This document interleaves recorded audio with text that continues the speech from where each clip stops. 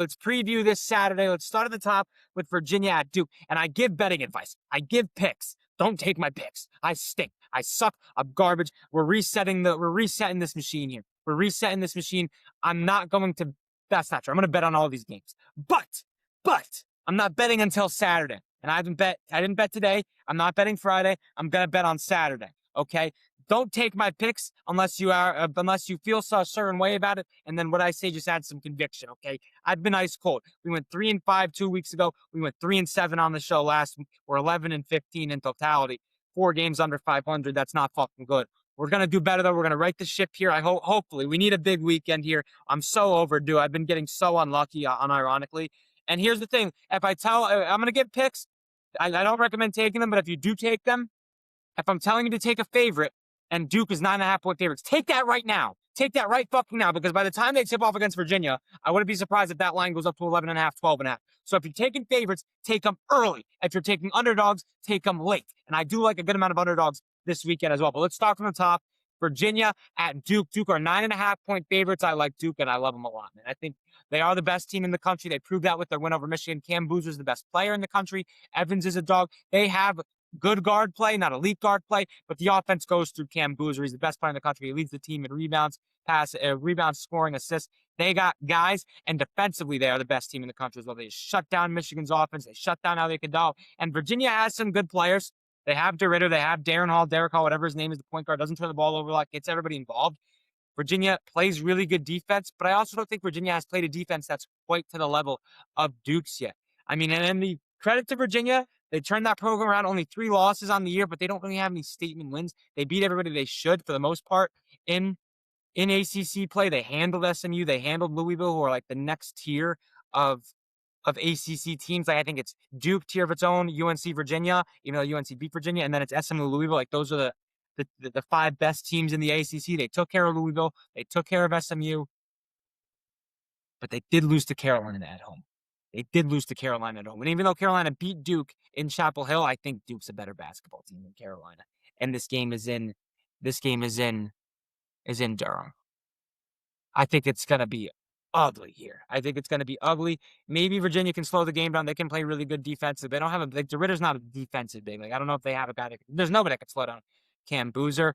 I think Duke defensively just suffocates this Virginia team at Cameron Indoor, which is going to be rocking for a top 11 matchup.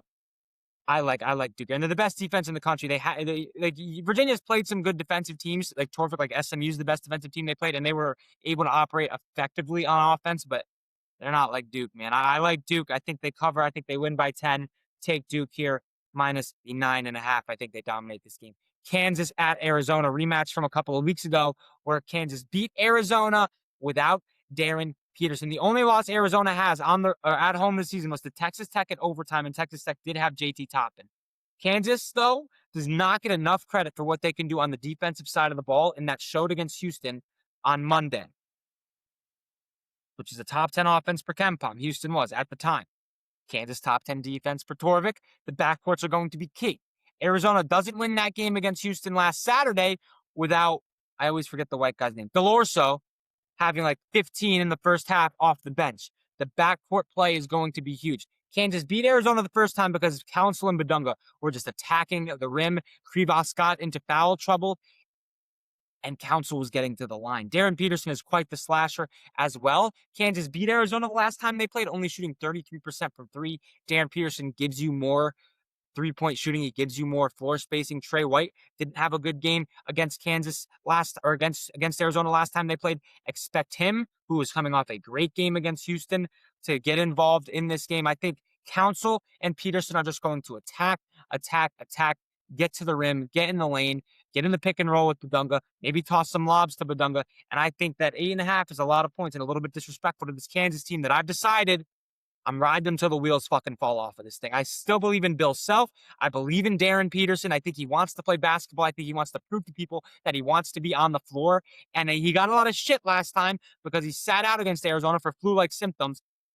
I think that's sitting in the back of his head. We'll see the type of competitor that he is, and I think he is a great competitor. I think he's going to come out here a man on a mission, aggressive, attack, get downhill, and get to the cup. And a lot of people I've been seeing, or at least maybe this just might be in my head, but Kansas has been They're Allen Fieldhouse merchants. They beat Tennessee earlier this year. They have some decent wins on the road. I think Kansas can get this done against Arizona. I wouldn't count them totally yet. I think they're the more talented basketball team.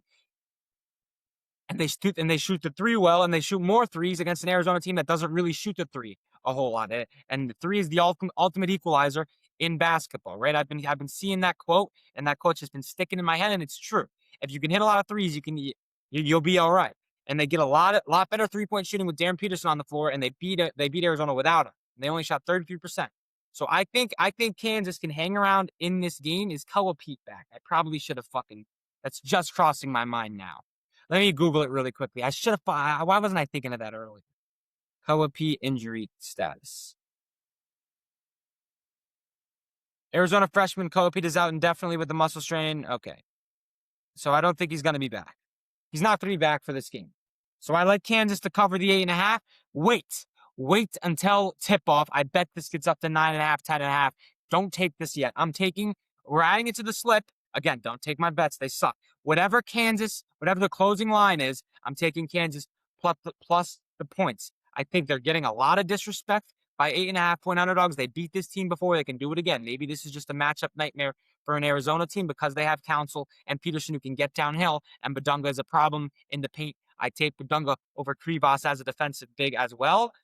And I don't know if Delorso has another 15-point game in him in the first half. Like, he was huge against Houston. They wouldn't have won that game without Houston. I think that Kansas is a little bit, I don't want to say better defensively, because Houston's one of the best defenses in the country. But recently they have been, man, especially against guards. And I like Darren Peterson. I like Melvin Council. I like Trey White. I like Badunga. I like Bryson Tiller. I like this Kansas team a lot. And I sold some stock on them. I feel like an idiot for it. Now I'm buying and I'm holding until the wheels fall off. Give me Kansas to cover whatever the final line is. So if it shrinks, it shrinks, whatever. But 8.5 is what it's at right now. Whatever the final line is, give me the Jayhawks. Arkansas at Florida. Florida 9.5-point favorite. Take it now. Take it early. Take it often. Don't wait to take this line. This line's going to get up to 12.5, 13.5, and then you're going to get screwed. We saw it against Kentucky. We saw it with Duke against Clemson, okay? I came on the show. I said, take Florida minus the points. The line jumped to 13.5. They won by 13. They didn't cover. Same thing with Duke against Clemson. I said, take them at 11.5. It jumped up to 14.5. Duke beat Clemson by 14. You get fucked if you wait to take these favorites. Take Florida minus 9.5 right fucking now. They have way too much size for Arkansas. They will dominate the boards. And as much as Darius Acuff can create his own shot, and he is a good shooter, he benefits a lot from getting to the rim. He won't be able to get to the rim on Thomas Houck, Jack Condon. That's a kid that I went to high school with. Not Jack Condon. Whatever Condon's first name is. Fucking dumbass.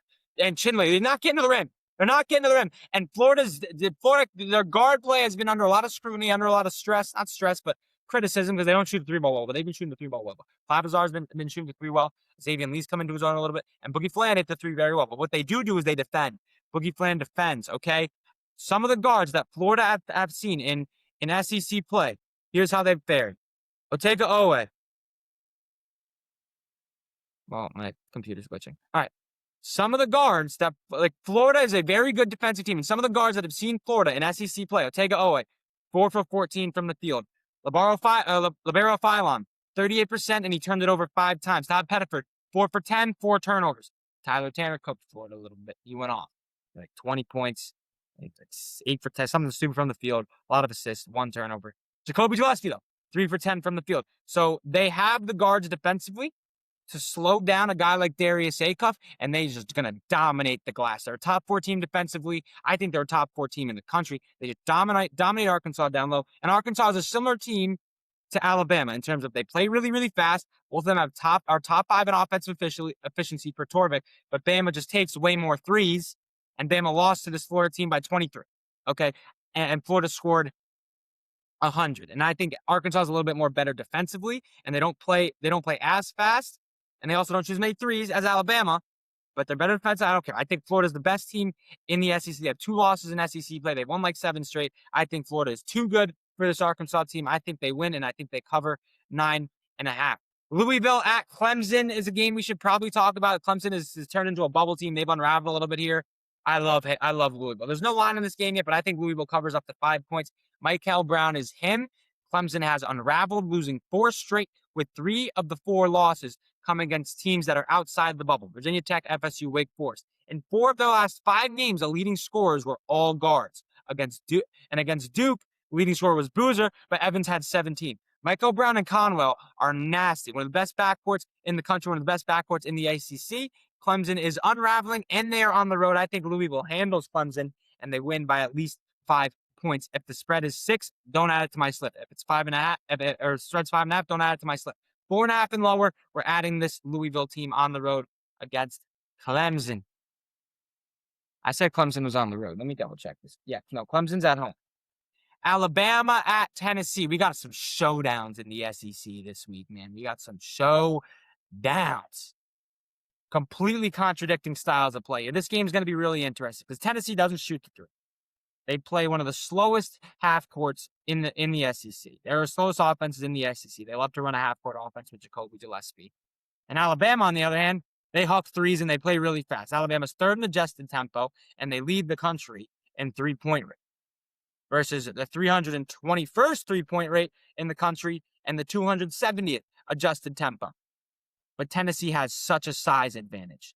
Down low, they're number 1 in second chance opportunities, top 50 in defensive rebounds to Alabama, who's 259th in defensive rebound percentage. So second chance points galore for Tennessee in this game. Not only do Tennessee not take threes, but they also let up a lot of them. So that helps Alabama, right? I think they're too big. I think Tennessee is too physical. This is a tough game to call, and I think it could be very close and right down to the wire. But I think Tennessee has the shot making, believe it or not, with Nate Amen and Jacoby Gillespie, where if they can slow this game down, I trust those 2 guys in the half court over anybody on Alabama. No disrespect to Philon, okay? And Nate Amen went for 30 the last time he played this Alabama team. That was in Tuscaloosa. Philon also had 26. And I think Jacoby Gillespie isn't the greatest defender on the perimeter, so that could be a matchup Philon attacks. But Alabama doesn't have any good defenders anywhere. Okay, so this game is tough to call, but I like Tennessee. I like Nate Amen. And really, it's just Alabama has played some teams that like to slow things down, and they fared pretty well. They beat Ole Miss. They beat Oklahoma by 2, but they also lost to Texas. And Tennessee has done very, very well against teams that shoot a lot of threes, that shoot as many threes as Alabama does. Tennessee is 3-0 against teams that are top 4 in three-point rate in the SEC. They beat A&M, they beat Oklahoma, they beat Vanderbilt. Against teams that are top 6 in tempo in the conference, they are 3-2. They beat Alabama and Tuscaloosa the last time they played. Like I said, Amen at 30. So I think Tennessee fares better against faster teams than Alabama does against slower teams. So I think even though this is a contradicting style, I think Tennessee will be able to slow down Alabama, play better defensively, and they do have the offensive firepower to make shots and to score against an Alabama team that just doesn't defend at all. And I think they're going to get plenty of second chance opportunities, and they're not going to give any second chance opportunities to Alabama. So no extra threes, no extra possessions for the Crimson Tide. I think Tennessee takes care of them here. They're a better defensive team. They're more physical, and they have guys that can make shots. Like I think Nate Amen is the best shot maker in this game. No disrespect to Philon. So I think Tennessee handles Bama here. So I've talked myself into it more than when I initially hit record. I'm not going to lie. Vanderbilt at Kentucky, the SEC, man. It's been a fun conference, but it has just been such a bloodbath. And the SEC is a bloodbath, and it makes no sense. Like, Florida's probably the best team in the conference, but they lost to Auburn. Auburn stinks, but they beat Florida. And then Kentucky won 7 out of 8 to start conference play. Then they lost 3 straight. 2 of those games were against UGA and Auburn, and those teams stink. And I love Colin Chandler, and he's been a big bucket maker for them, but so is Tyler Tanner for Vanderbilt and Ortega, also a dog. Kentucky has more talent. Vanderbilt has more continuity. Like, they had more guys that have played with each other, even though Ortega and Chandler have both been on the team now. And Kentucky has more size down low with Moreno. It's hard to bet against Tyler Tanner. So I'm staying out of this game. I'm not gonna have a dog in this fight, but this should be a really, really fun game to watch. Both teams like to fly. Both teams have a lot of guard talent, and I think it's gonna come down to the big men in this game. McLaughlin or Moreno, who wants it more? And McLaughlin dominated Moreno on the glass the last time, and Vanderbilt won. So they were up 20 at half. So I think Kentucky's going to want to get their lick back here for sure. This game is in Lexington, not in Nashville. So it'll be interesting. It's going to be a fun game to watch. Maybe lean with a total, but I wouldn't pivot. I mean, I would take whoever the underdog is, and it'll probably be Vanderbilt. We'll see how many points it is, but I'm not going to add anything to my slip. But my logic is I think this game is 50-50 toss-up, so take the team that's getting more value, right? But if Kentucky's a home dog, that I'll add. Hey, that's what I'll put. If Kentucky is a home underdog, I'm adding them to my slate. Texas Tech at Iowa State.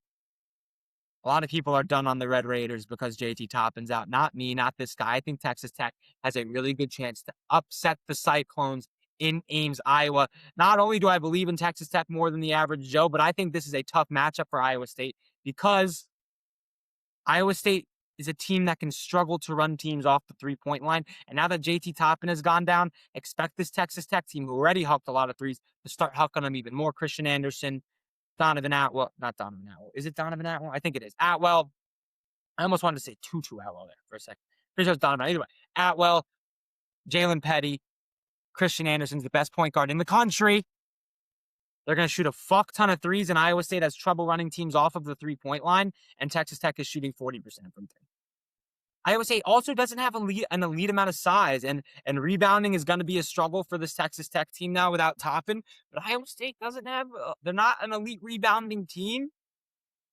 And Texas Tech showed the ability, like Christian Anderson had 11 rebounds. Like it's gonna be a rebounding by committee job here. Josh Jefferson is a dog, but Momcilovic can be inconsistent, man. He got locked up by DeBansa. I think Christian Anderson's the best player in this game.